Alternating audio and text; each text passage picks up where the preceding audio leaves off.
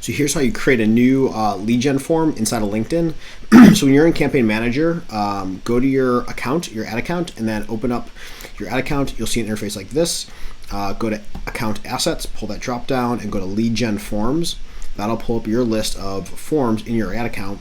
If you're looking to make just a slight change to one, you can duplicate a lead form that you already have, or you can create a brand new one. So if you want to create a brand new one, go over here to Create Form, hit that button, and it'll pop open the interface. You can give it a name. Usually like to have a date on it and a description of what that form is. So we'll say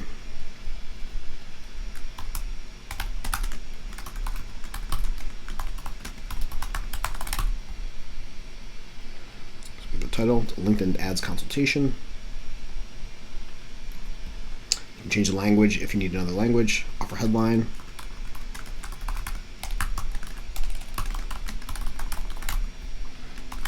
And then some description to go below that.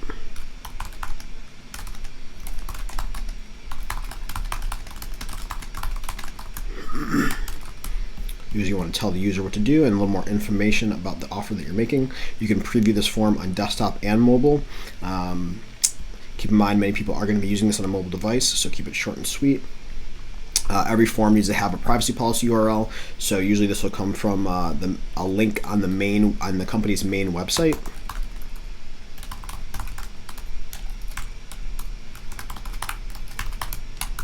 And then additional privacy policy text is optional, but if you're asking for a lot of information, it's usually useful to give a reasoning why.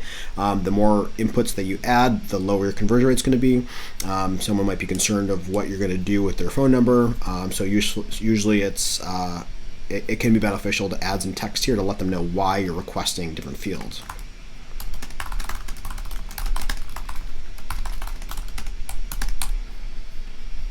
And then after you input the text in the beginning, you can add lead details and custom questions. These are the different inputs that the form is going to ask for. So this first section here, profile information, these are really useful because they are auto-populated from data in the user's LinkedIn profile. So we have a few different categories: contact, work, company, education, and demographic. There's a lot of subfields inside of here that we'll go through real quick. But these are useful because they're going to be pulled from the user's profile and popped into this form, so you're sure that they're verified information. Keep in mind the user does have the ability to edit the email address and the phone number that they provide. So contact, usually we're using first name, last name, email address. You can add profile URL. That can be useful, so you can tie back, so you can check out the person's profile on LinkedIn if they submit a form. Oftentimes we're adding phone number. Keep in mind that adding phone number does decrease your conversion rate, so only ask for it if you need it, and the user can also still enter it here.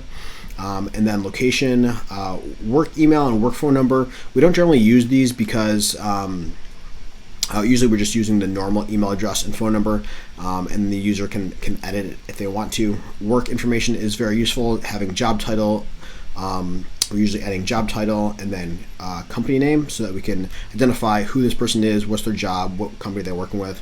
You can add industry and company size if that's useful. Education also has a bunch of different fields in here that you can add, and then demographics. We don't usually use gender, but it's an option there. Custom questions, so if you want to add a question that's not in these initial set here, you can add them as a custom question. Keep in mind, custom questions require more typing and more input. It's not as fast and easy for users to submit the form, so sometimes if you're asking for long questions or answers, or if they don't know what to choose here, you're going to decrease your conversion rate. But if you are adding questions here and you're getting leads, then those are higher intent leads because they have to do more to submit the form. So some questions might be, what's your marketing goal, let's say, and maybe we can do it a single line input, and this is what it'll look like in the form. Somebody will just have a line here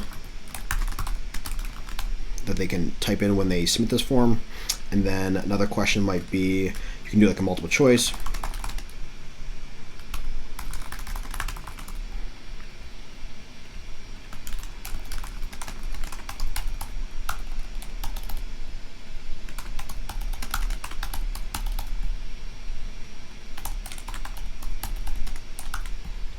Generally only ask questions that you really need to know to get. If there's questions you can get later on the call that are less important for capturing the initial lead, wait to get those later. You can add custom checkboxes. Sometimes this is check here if you want to be signed up for a newsletter.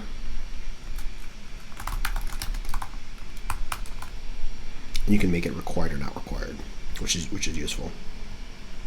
So if you want them to opt in to also signing up for a newsletter.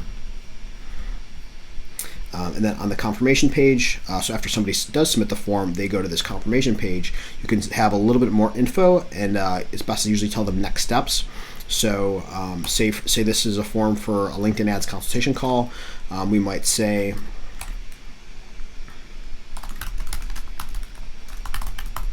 thanks for signing up.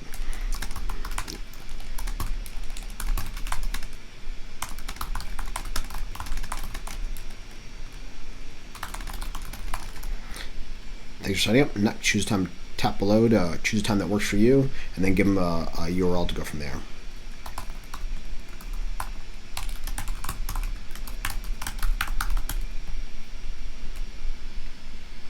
Maybe a few more.